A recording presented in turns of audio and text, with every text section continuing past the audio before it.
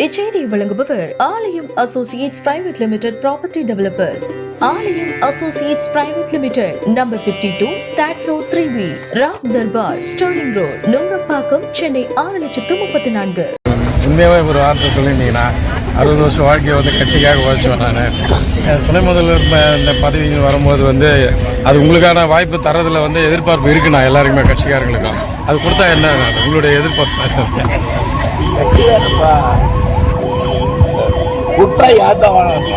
இல்லைண்ணா அப்படியே உங்களுடைய அப்படியே இல்லை, நிர்வாகம் எல்லாரும் சேர்ந்து முடிவெடுக்க வேண்டியது. இது கூட்டு மந்திரி சபையாக கூட்டு இல்லை, நாங்கள் இயங்க தலைவர் என்ன முடிவெடுத்தாரோ சாதகமாக அங்கே போகலாம்.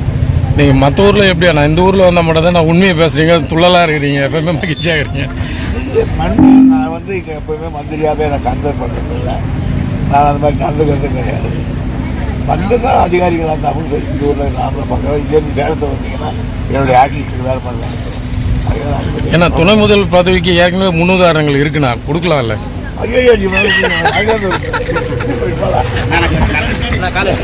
வாக்காள பெருமக்களே, பெரியவர் கொஞ்சம் ஒத்துங்களேன். நானே ஒன்றை சொல்கிற மாதிரி உட்காந்துக்கிறேன். நீங்க வேணும். உங்கள் அனைவருக்கும் என்னுடைய அன்பான வணக்கத்தை தெரிவித்துக் கொள்கிறேன்.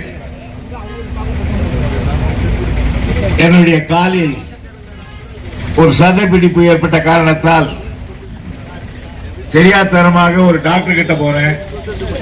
நம்ம ஊர் வைத்தியர் கிட்ட வந்திருந்தா என்ன தடவை சரியாகிருப்பான். அவன் போனோடனே, சார் பலமான ஒரு கட்டு போடுறேன், கால் கட்டு, இதை நீங்க அவுக்க கூடாதுன்னா. ஆனா போனா 40 வருஷத்துக்கு முன்னால பெரிய கால் கட்டு போட்டாங்க எங்க வீட்டுல. அதையே நான் வச்சுக்கிட்டு இருக்கேன். இது என்னடான்னு கேட்டா அவகிட்ட. அதனால எனக்கு ஏற முடியல. அதனால இருந்தாலும் போன பார்லிமெண்ட் தேர்தலில் ஜெகத்ரட்சி தான் நின்னாரு. அவர் தான் மாப்பிள்ளை. நான் தோழிக்குள்ள கீழே உட்காந்துக்கிறேன், அவர் மேலே ஏறிட்டாரு. வரட்டும், அடுத்த பார்லிமெண்ட்ல அசம்பிளியில நான் மாப்பிள்ளை ஆயிடுவேன், அவர் தோழிமொழி ஆயிடுவாரு. இந்த இடத்தை பொறுத்த வரையில என்னைக்கும் கழகத்தின் கோட்டையாக இருக்கக்கூடியது ஜெகத்ரட்சின்னு அவர் நான் சொல்றேன். ஏற்கனவே நீங்க உங்களுடைய நிதியில இருந்து 80 லட்சம் ரூபாய் கொடுத்து ஒரு கொடுக்கணுமா? நீங்க அது பத்தலைங்க.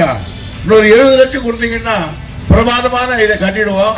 இவ்வளவு பேர்ல சொன்னதுக்கு அப்புறம் கொடுக்காம இருப்பீங்க. ஆகையால கொடுக்க வேண்டும் என்று கேட்டுக்கிறேன். என்ன பொறுத்த வரையில ஒரு நாடக மேடை கட்டணும் நாங்க. அதானே, அது நாளைக்கு கூட நான் கட்டி கொடுக்குறேன். நீ தயாரா இருக்க கட்டுவோம். எதையும் கேட்டு இல்லைன்ற மாட்டு கூட்டிங்க.